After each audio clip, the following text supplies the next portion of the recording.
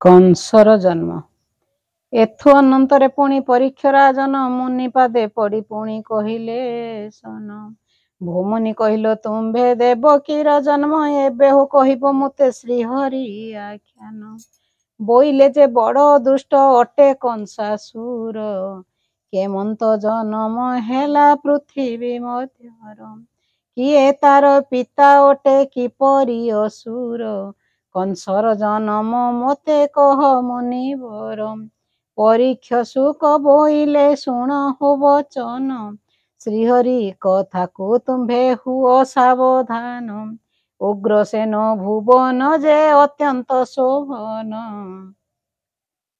मथुरा कटक गोटी अति मनोरम तापा सेवा सकरई द्रुमिला दैत्य अत्यंत निष्ठुर सेहु अटे बलवंत सप्तदीप पृथ्वी से बुले चक्र काले जेउठारे जेउ कथा जाने अवहेले एक दिने भ्रमिबाकु जाउछि असुर देखिला इंदुमती की नबरे भीतर अतिशय सुंदरी जे अटे सेही नारी रूपरे रमा ताहाकु नुह इटी सरी सची ठारू अधिकरे दिशई सुंदर ताहाकु देखिण भाले द्रुमिला असुर उग्रसेन डरे सेहु भरसी न पारी केमंत मरिबि मारिबि मुहि केमंत रमिबु मुहि हेउ थाए भाली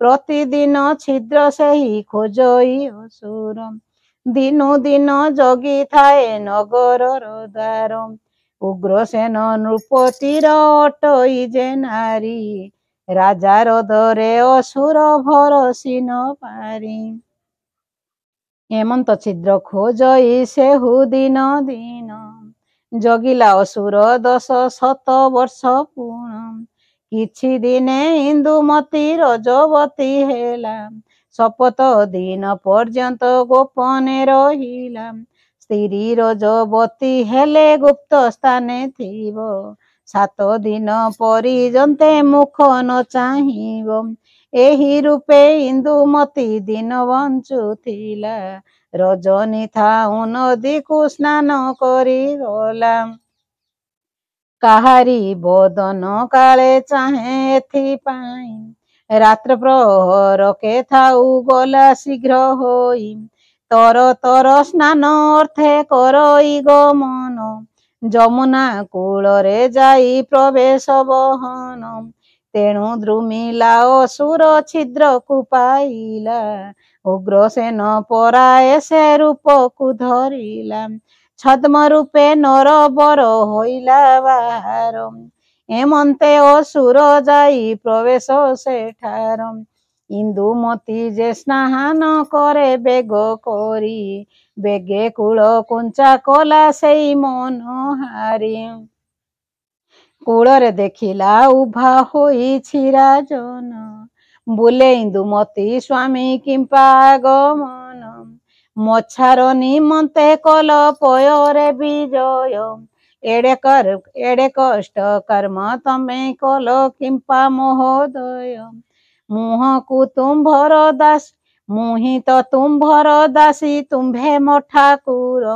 एमंत होई आसिछे नुहई बेभार जलरे थाइण राणी करई प्रणति बोदेव स्त्री जनम मु न जाने भकति नृपति बोइले राणी शुण इंदुमती 7 दिन लागे सप्त जुगटी जेवंत तेजी न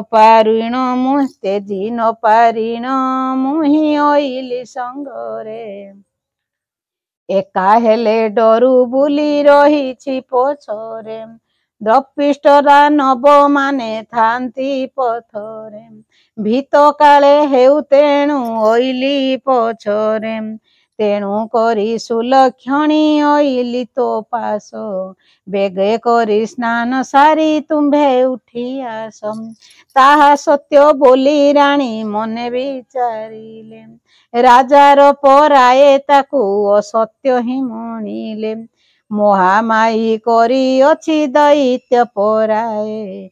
ପ୍ରତ୍ୟକ୍ଷ ସେ ଦିଶୁଅଛି ଉଗ୍ରସେନ ପ୍ରାୟ। ଅତୀତର ତରରାଣୀ ପିନ୍ଧିଲା ବସନ। କୂଳରେ ପ୍ରବେଶ ସେହି ରାଜା ସନ୍ନିଧାନ। ଧାତିକାରେ ତା ଅଞ୍ଚଳ ଧଇଲା ରାଜନ। ଆଗ ସଖୀ ମୋତେ ତୁମ୍ଭେ ଦିଅ ପ୍ରୀତି ଦାନ। କାମ ବିହ୍ୱଳରେ ମୁହିଁ ଅଇଲଇଁ ପାଶେ। ଆସ ପ୍ରିୟା ଗୋ କରିବା ଏଥେ କେଳି ରସ। ତାହା ଶୁଣିଣ ଯେ ରାଣୀ ବୋଲଇ ବଚନ।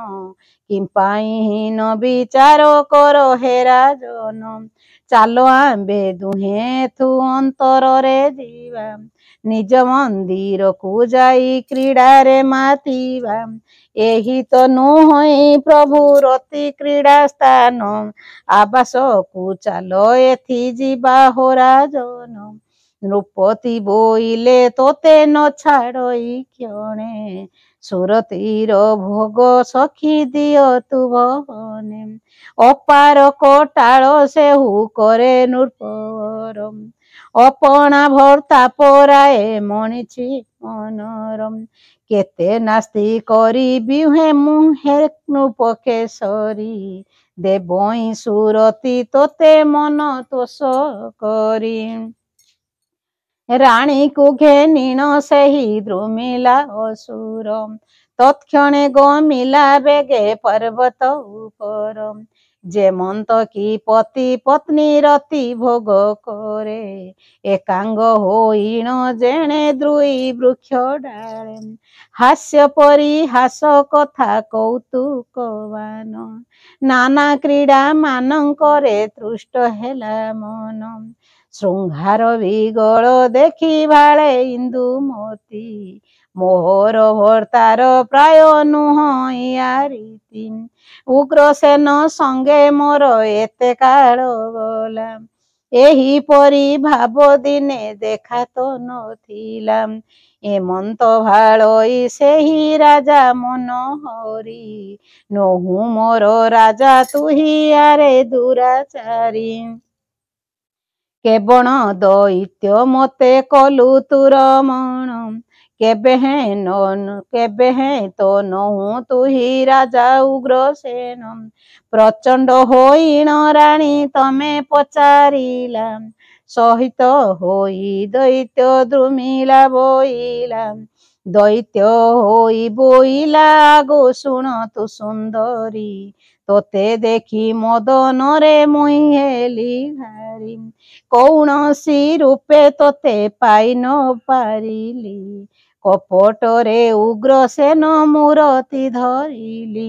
କାମାତୁର ହୋଇ ତୁ ତ ମାୟା ମୁହିଁ କଲି। ଅତ୍ୟନ୍ତ ସୁନ୍ଦରୀ ଦେଖି ତୋଠାରେ ରସିଲି। ସତ୍ୟ ମୁଁ କହିଲି ଆଗୁ ନୃପତି ବନିତା। ସତ୍ୟ ତୁ ଜାଣ ଗୋ ସଖୀ ସଦା ଏହି କଥା। ଶୁଣିଣ ସେ ଇନ୍ଦୁମତୀ ବୋଲଇ ବଚନ। ମୋତେ ଏଡ଼େ କୃତ୍ୟ କଲୁ କୁଳ ତୁ ନାସିଣ। ଦୈତ୍ୟ ହୋଇଣ ତୁଇ ମୋ ଅଙ୍ଗ ଛୁଇଁଲୁ। ମାୟା କରି ମୋର କାୟା ତୁହି ଭ୍ରଷ୍ଟ କଲୁ। ଏହି ସାପ ତୋତେ ଆରେ ଦେଲି ମୁଁ ଦ୍ରୁମିଲା। ଯେଉଁ ବୀର୍ଯ୍ୟ ଛାଡ଼ିଲୁ ତୁ ମୋ ଗର୍ଭକୁ ଗଲା। ଅବଶ୍ୟ ତୋହର ବୀର୍ଯ୍ୟ ଜନ୍ମିବ ନନ୍ଦନ। ପ୍ରଥମରେ ତୋତେ ସେହି କରିବ ନିଧନ। ଯେଉଁ ପୁତ୍ର ଜାତ ହେବ ତୋହର ବୀର୍ଯ୍ୟରେ। ଦେବତା ମାନେ ଖଟିବେ ତାର ସନ୍ନିଧିରେ। ମୋଆ ଉଦ୍ଧତ ହୋଇବ ବୀର ଚକ୍ରବର୍ତ୍ତୀ। ଶ୍ରୀହରି ସଙ୍ଗେ କରିବେ ସଦା ବୈରମତୀ। ଶ୍ରୀକୃଷ୍ଣଙ୍କ ରୂପ ଦେଖି ହେବ ନାଶ ଜାଣ। ନାମଟି ହୋଇବ ତାର କଂସାସୁର ରାଣ। ଏହିପରି ସାପ ଦେଇ ଚଳେ ଇନ୍ଦୁମତୀ। ଅନ୍ତପୁରେ ଯାଇଣ ସେ ପ୍ରବେଶ ତଡ଼ତି। ଉଗ୍ରସେନ ପାଶେ ଯାଇ ବୋଲେ ସୁଲକ୍ଷଣୀ। ମୋର ଦେହୁ ତୁମ୍ଭେ ହୋ ନ ଛୁଅଁ ନୃପମଣି। ଅଯୋଗ୍ୟ ହୋଇଲି ଦେହ ନରପତି ଜାଣ, ଯାହା ମୋର କପାଳରେ ଅଛଇ ଲିଖନ। ଶୁଣିଣ ରାଜା ରାଣୀକୁ ବୋଲଇ ଉତ୍ତର, କି କଥା କହୁଛୁ ରାଣୀ ମୋହର ଆଗର। କିଓ ବା ତୋତେ ଅପ୍ରାପ୍ତ ହୋଇଲା ତରୁଣୀ, ପୁଣ ପୁଣ ପୁଛିଲା ସେ ଉଗ୍ରସେନ ବାଣୀ। ଶୁଣିକରି ଇନ୍ଦୁମତୀ ବୋଲଇ ବଚନ, ଯେଉଁ କାଳେ ହୋଇଥିଲା ପାପ ସ୍ପର୍ଶନ। ରାତ୍ର ପ୍ରହର କେଥାଉଁ ଗଲି ସ୍ନାନ କରି, ଦ୍ରୁମିଲା ନାମରେ ଦୈତ୍ୟ ଥିଲା ବନଗିରି। ଭୋଦେବ ତୁମ ପରାଏ ରୂପକୁ ଧରିଣ, ମୋହର ସ୍ନାନ ଘଟରେ ମିଳିଲା ଯାଇଣ। ତୁମ୍ଭ ରୂପ ଧରି ମତେ ରମଣ ମାଗିଲା, ଛଦମରେ ଶୃଙ୍ଗାରଟି ସେହି ମତେ କଲା। କି ବୁଦ୍ଧି କରିବି ଦେବ ଅଯୋଗ୍ୟ ହୋଇଲି, ତେଣୁ କରି ନାଥ ମୁହିଁ ତୁମ୍ଭଙ୍କୁ କହିଲି। ଶୁଣି କରି ଉଗ୍ରସେନ ବୋଲଇ ବଚନ, ଗୋପନରେ କଥା ଏହି ନ ଜାଣନ୍ତି ଅନ୍ୟ। ଦୈବର ମାୟା କିଏ କରିବ ଗୋଆନ, ଦାରା ହରଣ ନିମନ୍ତେ ଦେଲା ବହୁ ଦାନ। ଏମନ୍ତକେ ତେହେ ଦିନ 10 ମାସ ପୂର୍ଣ୍ଣ, ତ୍ରେତୟା ଜନ୍ମିଲା ତାର ପୁତ୍ରେକ ଜନ୍ମିଲା ତାର ମଥୁରା ଭୁବନ। ଜନମ ହୋଇଣ ପୁତ୍ର ରାବେକ ଛାଡ଼ିଲା, ବ୍ରହ୍ମାଣ୍ଡ ଖଣ୍ଡକ କିବା ଭାଙ୍ଗିଣ ପଡ଼ିଲା। ପ୍ରଚଣ୍ଡ ରୂପ ଶବଦେ କରେ ଅତି ଘୋର, ସ୍ୱର୍ଗରେ ଥାଇ ଦେବତା କରନ୍ତି ବିଚାର। ମହାରାବ ଶୁଣି ପୁଛିଲେ କ ବ୍ରହ୍ମାଙ୍କୁ ହିଁ, କି ରାବ ଶୁଭିଲା କହ ଅତି ଘୋର ହୋଇ। ଦେବଙ୍କ ଛାମୁରେ ବ୍ରହ୍ମା ବୋଲନ୍ତି ଉତ୍ତର, କଂସ ଜନମିଲା ଆସି ମଥୁରା ନଗର। ସମସ୍ତ ଦେବତାଙ୍କୁ ଏ ଅଧୀନ କରିବ, ଲକ୍ଷେ ରାଜାକୁ ଆଣି ଚରଣେ ଦଳିବ। ସକଳ ଦେବତା ତୁମ୍ଭେ ହେବ ବଶୀଭୂତ, ଅନେକ ରାଜ୍ୟକୁ ଏଇ ସାଧିବ ନିୟତ। ବଡ଼ ଭୀତ ହେଲା ଏବେ ଏ କଥା ଶୁଣିଣ, ଏଥୁ ଅନ୍ତରରେ ଶୁଣ ପରୀକ୍ଷ ରାଜନ। ଉଗ୍ରସେନ ରାଜାଙ୍କର ହୋଇଲା କୁମାର, କଂସାସୁର ବୋଲି ନାମ ଦେଲେ ଯେ ତାହାର। ଦିନୁ ଦିନ ସେ କଂସ ମହାଦୃଷ୍ଟ ହେଲା, ବୀରମାନଙ୍କ ଉପରେ ବୀର ବୋଲାଇଲା। ଏହି ମତେ କଂସର ସେ 5 ବର୍ଷ ହେଲା, ଗର୍ଭବତୀ ମନ୍ତ୍ରକୁ ସେ ଶୂନ୍ୟରୁ ପାଇଲା। ବୀରଙ୍କ ଉପରେ ଚକ୍ରବର୍ତ୍ତୀ ବୋଲାଇଲା, ଦ୍ରୁମିଲା ଗିରିଙ୍କୁ ଏକ ଦିନେ କଂସ ଗଲା। ଦେଖିଲା ବନରେ ଅଛି ଦ୍ରୁମିଲା ଦଇତ୍ୟ, କଂସର ଛାମୁରେ ସେ ପଡ଼େ ଅକସ୍ମାତ। ତାହାକୁ ଦେଖି ଦ୍ରୁମିଲା ଭୟେ ପଳାଇଲା, ଦେଖିଣ ତାହାକୁ କଂସ ପଛେ ଗୋଡ଼ାଇଲା। ବୋଇଲା ଏହି ତ ଶତ୍ରୁ ଅଟଇ ମୋହର, ତେଣୁ ସିନା ମତେ ଦେଖି ପଳାଏ ସତର। ଦ୍ରୁମିଲା ପଳାଇ ଯାନ୍ତେ ଧାଏଁ କଂସ ବୀର, ତାହା ଉପରରେ ଗଦା କଲା କ ପ୍ରହାର। ପ୍ରଥମ ଧାଡ଼ିରେ ନାସି ଦ୍ରୁମିଲା ଅସୁର, ସେଦିନୁ ପ୍ରତିଜ୍ଞା କଲା କଂସ ବୀରବର। ଭାର୍ଗବୀ ମନ୍ତ୍ରକୁ ଯହୁଁ ପାଏ ଦୈତ୍ୟ ବଳ, ଦିନୁ ଦିନ ତାର ତେଜ ବଢ଼ଇ ଯେ ଭଳେ। ସର୍ବତ୍ର ଯାଆନ୍ତେ ଏକ ଋଷିଙ୍କୁ ଭେଟି, ପର୍ବତେ ଯାଆନ୍ତେ ଏକ ଋଷିଙ୍କୁ ଭେଟିଲା।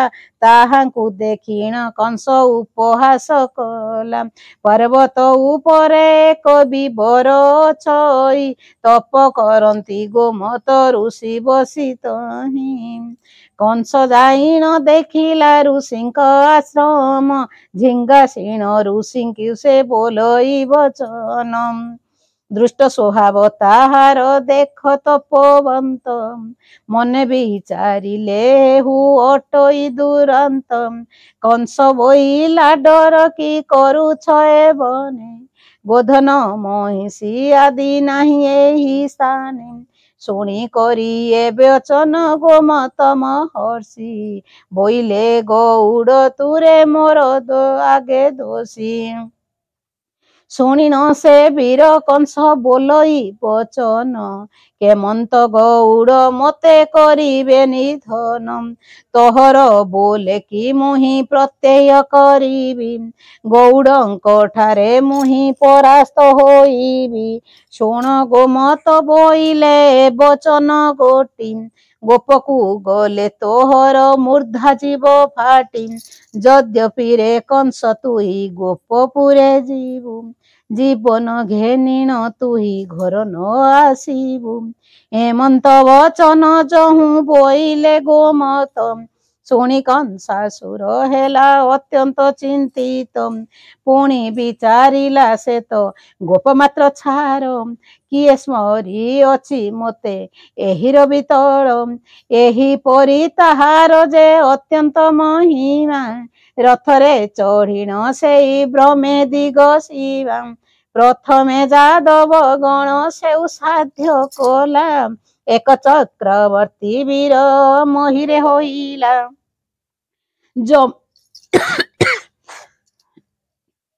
ଜମ୍ବୁଦ୍ୱୀପ ମଧ୍ୟରେ ଯେ ଲକ୍ଷେ ଯୋଜନରେ ଲକ୍ଷେ ନରପତିକୁ ସେ ଖଟାଏ ପୟରେ। ହସ୍ତିନା ଭୁବନ ରାଜା ଭୀଷ୍ମ ଚକ୍ରବର୍ତ୍ତୀ ସୋମ ବଂଶରେ ଜନମି ଖଟେ ଶୀଘ୍ର ଗତି। ପଶ୍ଚିମ ଦିଗରେ ଯେତେ ରାଜା ମାନେ ଥିଲେ 50,000 ରାଜା ସବୁ ସାଧ୍ୟ ହେଲେ। 40,000 ରାଜା ଉତ୍ତର ଦିଗରେ ସମସ୍ତେ ଆସି ଖଟନ୍ତି କଂସର ପୟରେ। 10,000 ଦକ୍ଷିଣ ଦିଗେ ରାଜା ଗଣ ପ୍ରାଣ ଭୟରେ ସମସ୍ତେ ପଶିଲେ ଶରଣ। 10,000 ନୃପତି ପୂର୍ବେ ସାଧ୍ୟ କଲା କଂସ ତାହାଙ୍କ ଉପରେ ଚକ୍ରବର୍ତ୍ତୀ ହେଲା। ସମସ୍ତ ଦିଗରେ ଯେତେ ନରପତି ଗଣ କଂସର ଡରେ ସମସ୍ତେ ପଶିଲେ ଶରଣ। ସହସା ଅର୍ଜୁନ ରାଜା ଘେନି ସର୍ବ ସୈନ୍ୟ ଡରେ କଂସ ରାଜାଙ୍କୁ ଯେ କଲା ଅତି ମାନ୍ୟ। ଲକ୍ଷେ ରାଜାଙ୍କର ଯେତେ ଥିଲା ସୈନ୍ୟ ଗଣ ସମସ୍ତେ ଖଟିଲେ ଆସି ତାର ସନ୍ନିଧାନ। ଯହୁଁ ସେହି କଂସ ରାଜା ହୋଇଲା ଉତ୍ପନ୍ନ ଯେତେ ଅସୁର ପୃଥିରେ ଥିଲେ ଟି ଗୋପନ। ସେହୁ ଜନମ ଅନ୍ତେ ସର୍ବେ ଦେଖା ଦେଲା ଗୁପ୍ତ ଅସୁର ମାନ ପାଖରେ ମିଳିଲେ। ତୃଣାବର୍ତ୍ତା ବକାସୁର ଷଣ୍ଢାସୁର ଦୈତ୍ୟ ଜାମଳାର୍ଜୁନ ଶକଟା ପ୍ରାଣହିଁ ଯେ ଜାତ। ଅଘାସୁର ନାମ ଦୈତ୍ୟ ଅଟେ ବଡ଼ ଦୃଷ୍ଟ କେଶୀ ନାମେ ଦୈତ୍ୟ ଯେ ଏହ୍ନେ ହୋଇ ଅଷ୍ଟ। ଚାଣୁର ମୁଷ୍ଟିକ ଆଉ ଧେନୁକା ଯେ ହୋଇ କୁବଳୟା ନାମେ ଗଜରହୀନ ଛଇ। ମାଳାଧି ବୋଳାଧି ଯେତେ ଦେବାଧି ଅସୁର ସମସ୍ତେ ମିଳିଲେ ଯାଇ ମଥୁରା ନଗର। ଏମନ୍ତେ ଆସିଲା କାଳ ଯମ ଘଣ୍ଟ ବୀର ଶୂଦ୍ରସେନ କାଳାନ୍ତକ ଏହା ବୀରବର। ରାମକାନ୍ତି ବୋଲି ଏକ ଅସୁରର ନାମ ବିବକାଳ ବୋଲି କରି ଦୈତ୍ୟର ଯେ ଜାଣ। ଏମନ୍ତ ସତେ ଉଦାହ୍ନ କଂସର ସଂଖ୍ୟା କାହାର ସ୍ୱର୍ଗକୁ ଲାଗି ଅଛି ଯାଇ ଶିଖା। କେବଳ ଅସୁର କରେ ଘେନିଛି କୃପାଣ କାହା ଶିରେ ଲାଗି ଅଛି ଯାଇନ ଗଗନ। ତୃଣାବର୍ତ୍ତା ବକାସୁର ଷଣ୍ଢାସୁର ଦୈତ୍ୟ ଏମାନେ ମହାପ୍ରତାପୀ ପୁଣି ବଳବନ୍ତ। ଅତୀବ ବୀରାଧି ବୀର ବର ନାମ ଦେଖିଣ ହରଷ ହେଲେ କଂସ ପଞ୍ଚମନ। ଏହା ଶୁଣି ପରୀକ୍ଷିତ ଶୁକଙ୍କୁ ପୁଛିଲେ ଆହେ ମୁନି ଏବେ ମୋତେ ସନ୍ଦେହ ଲାଗିଲା। ବୋଇଲେ ସତେ ଉଦାହରଣ ହୋଇଲା ଅସୁର ଉହାଣକ କଥା ମୋତେ କହ ମୁନିବର। ଶୁକ ମୁନି ବୋଇଲେ ତୁ ଶୁଣ ନୃପବର, ଉହାଣକ କଥା ତୋତେ କହିବା ନିକର। କହୁଅଛି ଶୁକ ମୁନି ଶୁଣ ନୃପବର, 50 ସହସ୍ର ଅଶୋ 5 ଖାରେବ ଓଟ, 5 ତ୍ରିଂଶ 7 ତ୍ରିଂଶ ରଥ 30 କୋଟି ଗଜ, 84 କୋଟି ଖଉଣ ଯେ ହୁଅନ୍ତି ସଜ। ଏମନ୍ତ ଉହାଣେ ତାର ସୈନ୍ୟ ହୋଇଲା, ଲେଖିଲେ ପଣ୍ଡିତ ସୈନ୍ୟ କେତେ ପୁଣ ହେଲା। ହରି ନାମ ରସ ଏହୁ ଅଟେ ପୁଣ୍ୟମୟ, ଯାହା ଶୁଣେ ତେ ନଥାଏ ଦେହେ ପାପ ଭୟ। ହରି ରସ ହରି ନାମ ହୋଇବ ଯେ ପାର, ହରି ନାମ ଗୋଟିଏ ଅଟେ ଗତି ମୁକ୍ତି ସାର। ହରି ନାମ ଗୋଟି ବ୍ରହ୍ମା ଧରିବା ମାତ୍ର ଏକେ, ହରି ନାମ ତରି ଗଲା ସିନା ଏକେ ଏକେ। ହରି ନାମ ଧରି ସିନା ଅଟେ ବ୍ରହ୍ମ ପଦ, ହରି ହୋ ଅନ୍ୟ ମତେ ନହୁଅତି ବାଦ। ହରସ ହୋଇଣ ମୁହିଁ ହରିଙ୍କୁ ଭାବିବି, ହରି ନାମ ଧରି ମୁହିଁ ସଂସାରୁ ତରିବି। ହରି ନାମ ଗୋଟି ଜାଣ ସୁଧାମୟ ରସ, ହରି ନାମ ସୁମରଇ ନାରାୟଣ ଦାସ। ହରି ବୋଲ।